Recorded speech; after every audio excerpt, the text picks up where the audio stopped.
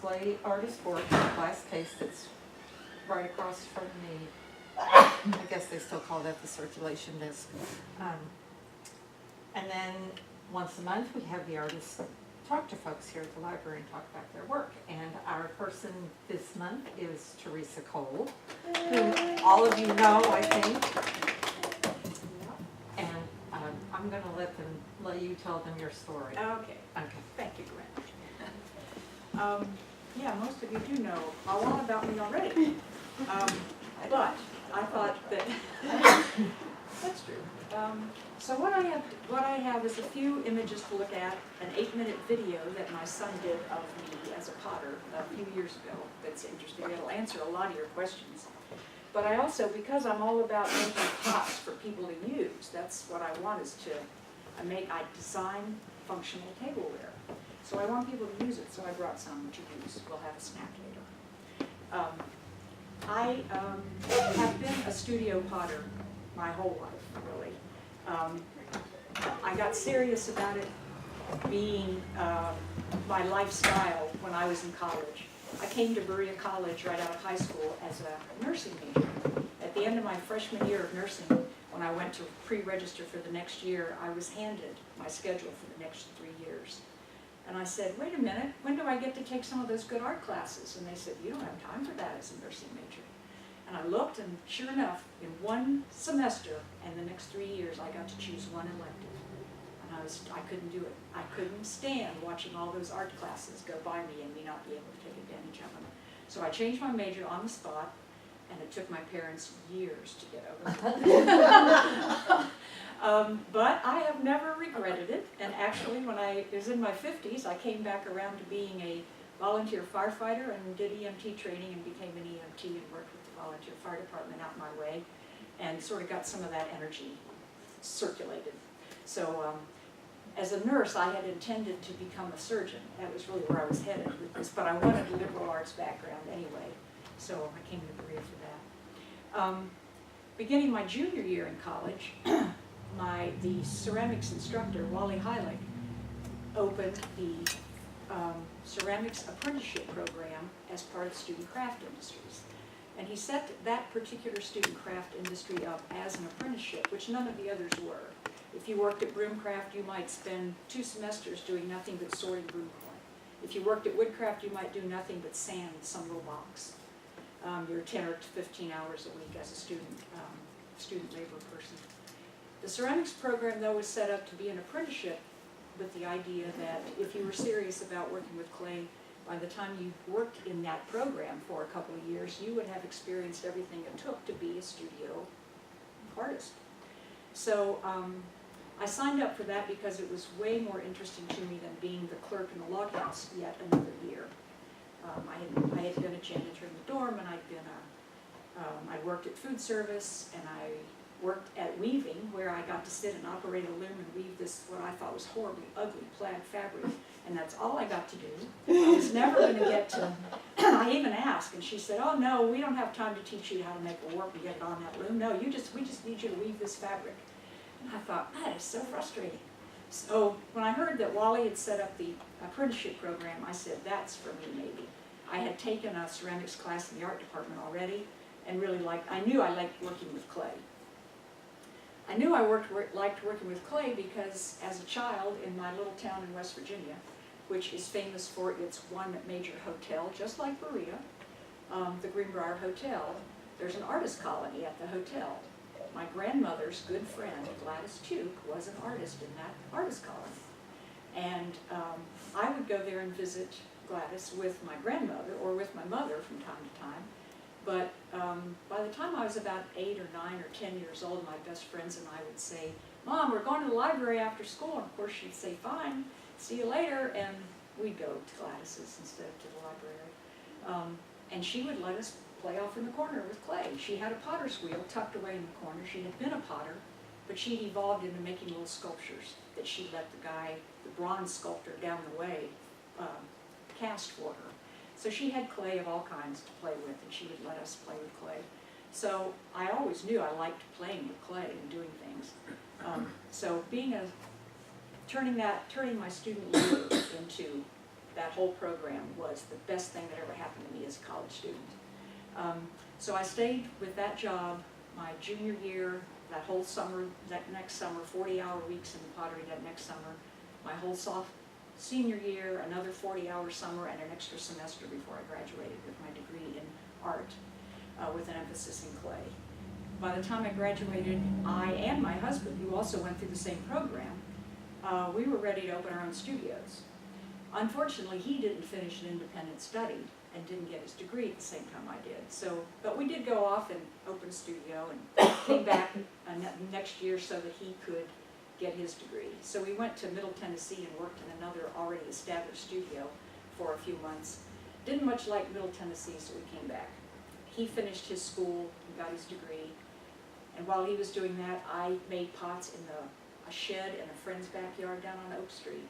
We built a gas kiln and fired pots for about a year and a half down there. When my husband graduated, we joined another potter friend of ours in Asheville. We went off and lived in Asheville, built a couple of big gas kilns, had a nice cooperative studio there were 3 of us there, at our home, which was in East Asheville, way back hidden at the end of a dead-end road. It was a great place. We made pots there for a while, and that's where I decided that rather than go to graduate school at Alfred, which is where I wanted to go in New York, which is a wonderful place for a potter to go to graduate school. I'd already filled out all the forms, asked for scholarships, asked for student loans, had an interview with a couple of staff people, and decided I was going to get pregnant instead. So I did and had a baby and never did think about graduate school again. During that time I was pregnant, as soon as I found that I was pregnant, I wasn't interested in making pots. And I thought, oh my gosh, this is really going to change my life if I, have a baby and don't make pots anymore.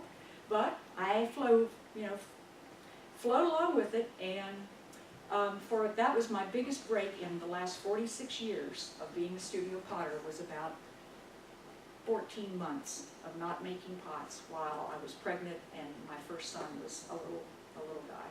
And then by the time he was 3 or 4 months old, I thought, oh, enough of this being a mother and a housemaker stuff. I need a studio again. So by then we were living in a little farm community where my husband had grown up, just west of Asheville.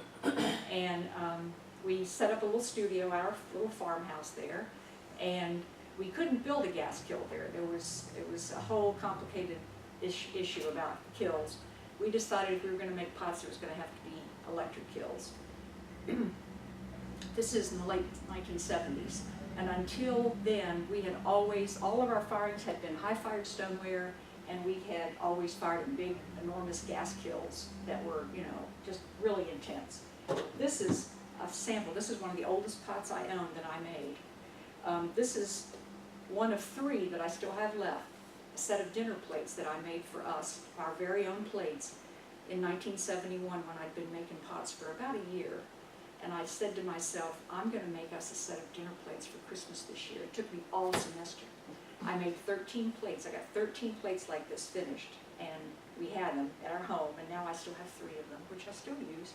But this was the best I could do back then, But, and this is high-fired stoneware fired in a gas kiln. This is the kind of effect that we got from our pots then. When we were in North Carolina, though, in this little farm area, we're having to deal with electric kilns, so that means we have to change our temperature a little bit, the temperature we're firing at. We have to change the glazes. We have to come up with new clay body, new glazes, and an oxidation atmosphere, which is a real clean burning atmosphere that doesn't give you all these speckles and variations in the surface of this glass coating on here.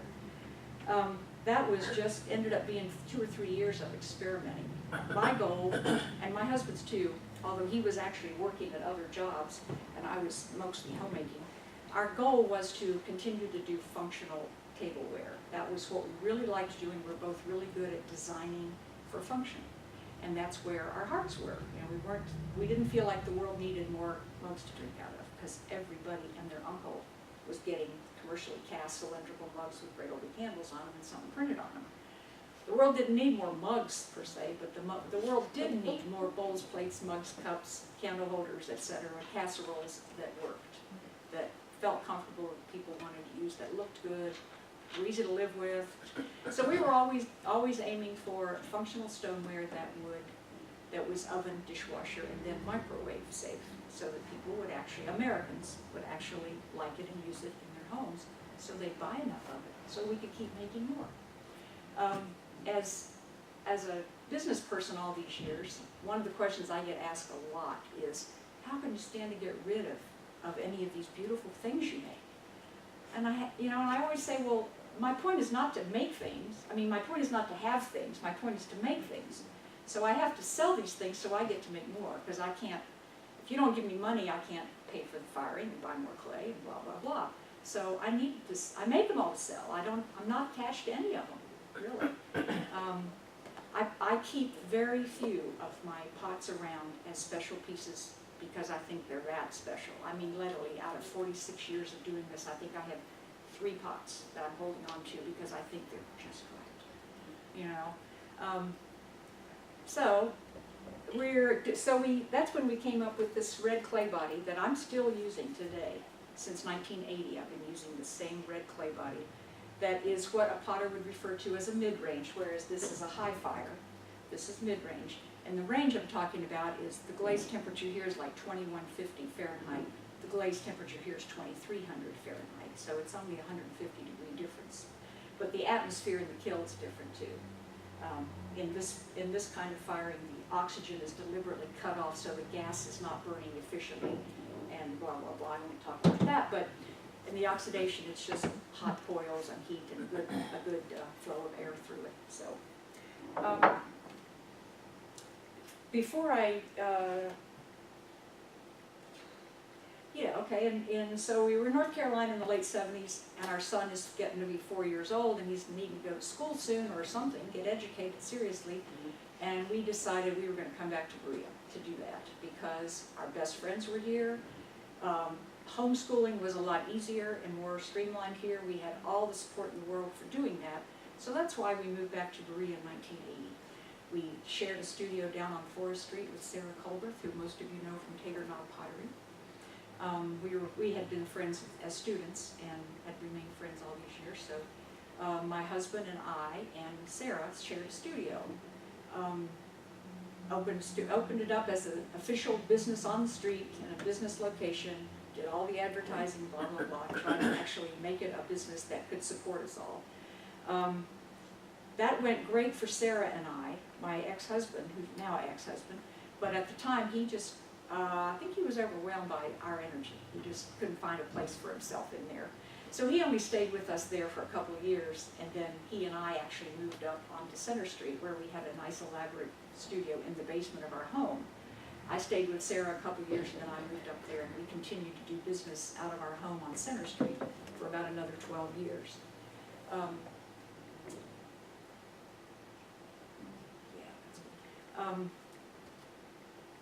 So I have, like I said, the only time I've had a break in not having a studio to work in was when I was pregnant the first time in 1976. And even then I spent a lot of that time putting a studio together. So I've had lots of studios. The one I'm in now, I have been in since 1996. And I'm going to show you an 8-minute video now that will give you a real good feeling for the reality of my day-to-day life for the last 20 years. It's been very consistent. My work hasn't changed dramatically in all these years. I see no need to change it. I like what I do, and people still buy it enough to support me. And again, in my shop, people all the time say, "So you weren't living this way?" And I always have to say, "Well, it's a living if you live this way." You know. So yeah, this is how I live, and you're going to see a little bit of that on this video. So we'll look at that, and then I'll show you. We'll talk more about pots. This video is something that my younger son did when he was in college. He was a communications major, and You only talked about one son, you have 2 sons? I have 2 sons, yeah. They're born 9 years apart.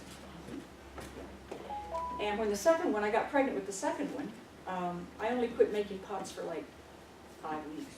You know, I made pots right until the day he was born, and then I just literally laid back for a few weeks, and then as soon as, you know, I could depend on him a nap at certain times of the day, I went right back to the studio while he was napping or whatever. So, So this video, I don't want to apologize for because it's actually a nice video, but he did it as an independent study, and of course he waited until the last minute, the end of the semester. And he came to town with the equipment, and we did it in a day. We took all the footage in a day. He went back to school in Indiana, and he sent me the script. He says, "So what do you think about this?" And I made some changes and rearranged his phrasing, etc. And he put this together and turned it in before I ever saw it. So this is what we got. The background music is contra dance music. A couple of you will recognize the music in this. He said to me, "I think it needs something in the background sometimes." And I said, "I know exactly what it needs." So I gave him the music, which I still really like. And he wrote the script and he does the narration. So it's my son's voice you'll be hearing on here. So, yeah.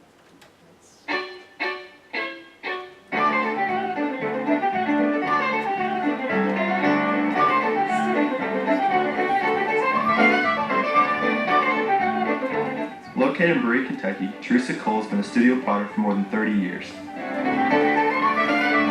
With a retail showroom located on the College Square behind Boone Tavern Hotel, Teresa displays a wide variety of her finished work.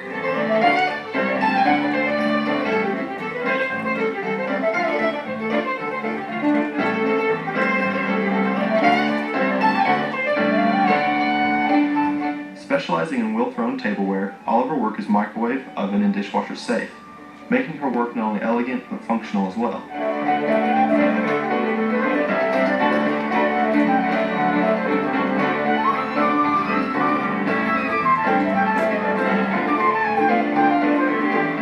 Teresa also makes a variety of tiles, sinks, electric lamps, and occasionally wind chimes.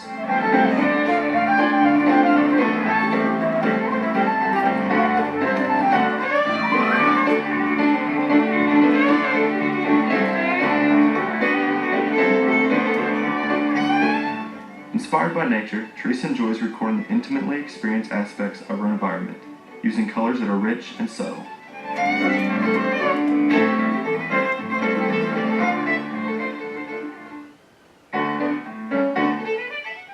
Teresa creates her work in her home and studio located 12 miles outside of Berea in the beautiful Red Lake Valley, part of the foothills of the Appalachian Mountains.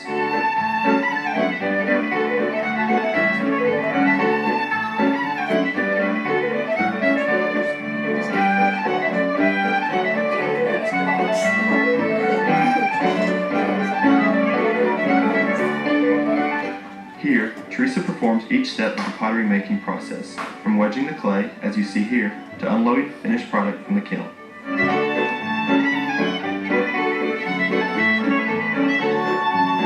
For every piece she creates, Teresa begins with a small round ball of clay, using her hands to transform the clay into beautiful works of art.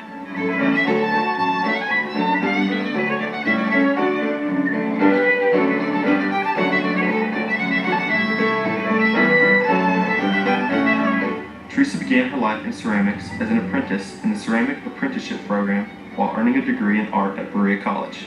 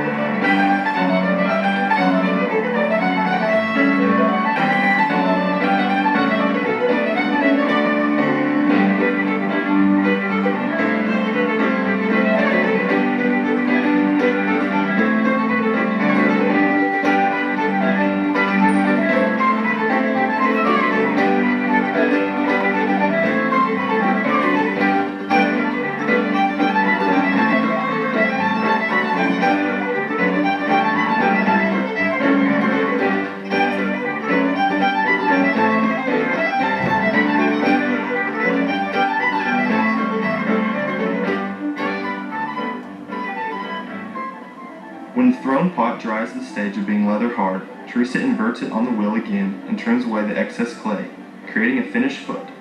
This creates the finished profile and balances the weight of the piece, creating the piece she envisioned when she started throwing.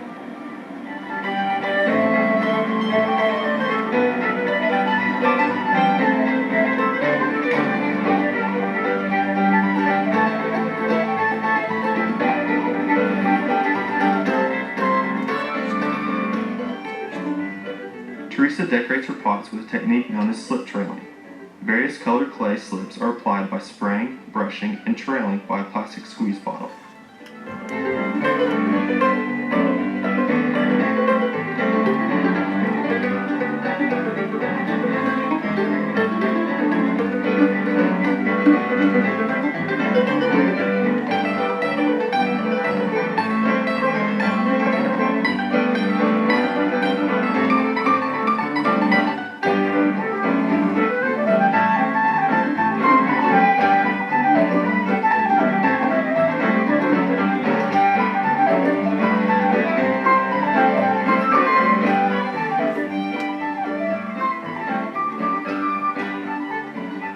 All of Teresa's work is fired in an oxidation atmosphere, in an electric kiln. Each piece goes through 2 firing cycles. The bisque cycle reaches 1,850 degrees Fahrenheit. The bisque ware is glazed and refired to cone 4, 2,150 degrees Fahrenheit.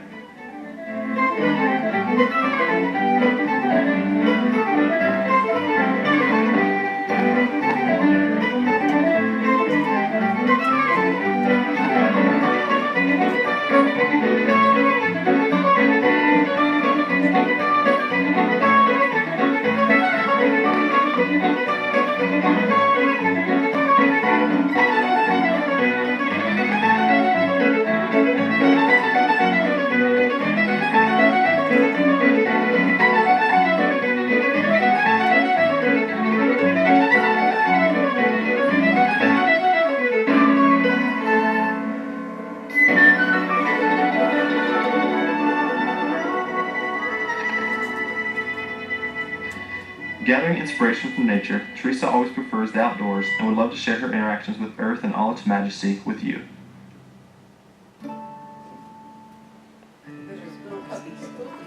Visit Teresa's showroom or contact her to make an appointment to see the artist at work.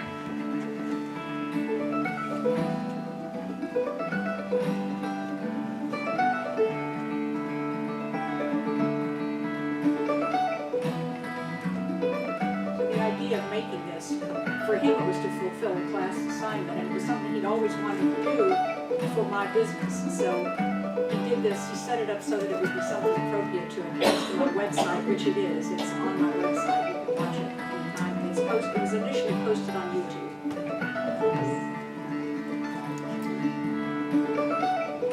And it gives the credits for the music to the Berea Arts Council.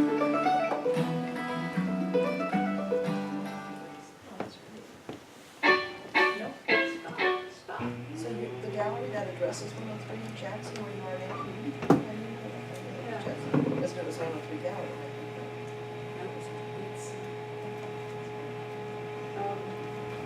So while those images are fresh in our mind, we might as well go ahead and look at the series of, I think there's some shots of me at work.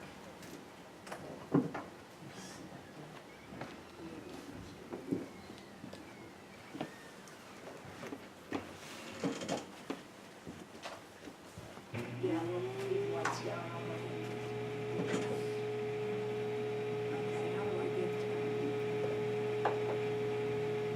get that to fill the screen? Slideshow? Up to the Up top. to the top. Yeah, see. Yeah, there you go. And then start first line. Thank you. In that video, there were some images of greenware on these ware shelves. This rack is right beside my wheel. My wheel's just off to the right here.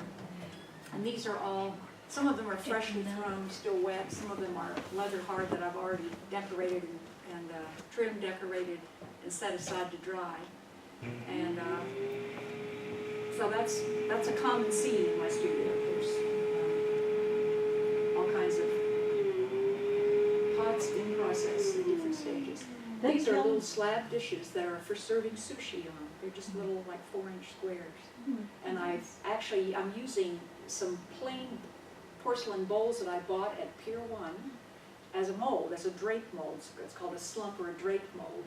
And I've got plastic in this porcelain bowl, and then I press these slabs down in there so that the slabs take on the shape of the interior of those bowls. And they turn out just right. Teresa, your kiln didn't look very big in the movie. It's a 7.5 cubic foot. It's a real standard size for electric kilns in studio situations. That's what, if you go down to the college, that's what you'll see in their kiln room, is for electric kilns. How many pieces fit in there? I can fit between 65 and 100 pieces in that kiln, Okay. depending on what they are. Yeah, okay. And I do design so that my pots will fit together in the kiln, as like a puzzle piece. You know, when I make something that's convex, I make something concave that will sit beside it in the kiln to fill all that space. There's obviously a bunch of mugs. When you throw a pot and let it stiffen up for a few hours or overnight, it depends on the atmosphere of the room it's in. If it was in an air-conditioned room with the air moving and being dehumidified all the time, they would dry a lot faster than they do in my studio. My studio is very humid in the summer, way too humid. But the air is, I can let the air be still, and so things can dry evenly. The goal is to get things to dry evenly. You don't want pots sitting in drafts because they'll warp and Or in sunlight. yeah. So these mugs have just been handled and decorated and turned upside down on their lips so that their foot can be exposed to air more and they can dry more evenly. And these are those little posy pillows I've been making for a few years now that I get to play with textures in. This is a little slab piece. These are all of these are only like 2 by 3 inches. And they're one of my proverbial bread and butter items, something I never knew I needed or had until I started making these, and people buy them faster than I can make them. I run out of them all the time because I just can't. And they're called posy? I call them posy pillows because they're pillow shaped, but they're vases for very short stem flowers. They hold water and you put little flowers in them. There are some bodies for mugs. These will become mugs the next day. And in the background, you can see some teapots that I've just assembled. And the reason they're still sitting here, even though they're assembled and decorated and finished, they're still sitting there because I still have to come back when they're even stiffer and turn them upside down and sign the bottom of them. On the bottom of every pot I make, I stamp it with my studio stamp, which is a little image of a mountain horizon scene with a 5-pointed star in the sky. That specifically represents my studio in red lick that I've been using for 20 years now. And then I sign T, my initial T, Cole, to the bottom of every piece. But that needs to be done when the pot's much drier. If you do it too early, you just make a big trough. You want a neat signature, not a rough mess on the bottom of the pot that you have to come back and clean another time. Here I am in the glaze area, glazing before I move off to the right and go in, take them into the kiln room. So these are all pots at various stages. Here in the foreground is greenware that hasn't been bisque fired yet. On that shelf are bisque fired pieces that are glazed and ready to go into the kiln. And there in front of me are a bunch of mugs that have been, I think those are all glazed too, and goblets. So is that like your kitchen area? Is that, or is That's my glaze area. Okay. My So it's studio has a glaze area. is in my home. It's one big building, and I basically live in my studio. The studio construction is the other big event of my life, is designing a building that was to be my dream pottery. On this piece of property that my husband and I bought out in Red Lake. We bought the property in 1989. It was part of a 100-acre tract with some other friends. We had to put in a road to it. We had to bring in electricity. We had to choose the house site. We had to build the driveways. We had to do it all from nothing. And so it took a while. So from 89 until 94, we did those things step by step. And I got the drawings together and made a plan for building the building, which was going to be something we were going to build ourselves, because that's something else I've always wanted to do. I've always wanted to build a building from the ground up that I designed. So there is my studio, but literally as I got the construction loan from the bank and went and hired a crew to come in and cast a grade beam. My husband decided he didn't want any part of it after all. So we got a divorce, and I built the building and carried on from there. So, and people ask me to this day, so how long did it take you to build your place, Teresa? And I say, I don't know yet. It's not done yet. I don't know yet. It's been 20 years. It might get finished in my lifetime. It might not. But you can live But in I've it been now. living there and working there happily. Happily. I have hot and cold running water. I even have a shower. I have a kitchen. I have, bedroom, a clean bedroom upstairs, et cetera, et cetera. I like it. It's, I don't know if I'll still like it when I'm 85 and can't get up and down the stairs so well, but I'm not going about that this year. This is a plate that I made for a dinnerware set for some good friends. It's part of the most elaborate dinnerware set I've ever done. It had 12 place settings. This is one of the dinner plates. It had 5 different plates. Had dinner plates, salad plates, dessert plates, bread plates, blah, blah, blah. Had 3 different kinds of bowls. It had big soup bowls. It had shallow bowls. It had dessert bowls. It had handled mugs. It had tall goblets. It had drinking tumblers. It had serving pieces. It had casseroles and platters and nesting serving bowls. It was wonderful. Right there's the only picture I've got. And they live in Florida now, and they still have it and use it a lot. And it's been, I think this was like 1981, when I was in the studio with Sarah down on Forest Street. Were they friends of yours? Yeah, friends. Who lived here in Berea at the time. They got married up at Windswept and then immediately went to Florida. That's a little dish. Some of these photographs were initially transparent slides, so they didn't transfer all that great, but that one looks really grainy. But it's just a little dish. It's just a sweet little dish. And this shows the slip trailing that you saw me do on a bowl in the video.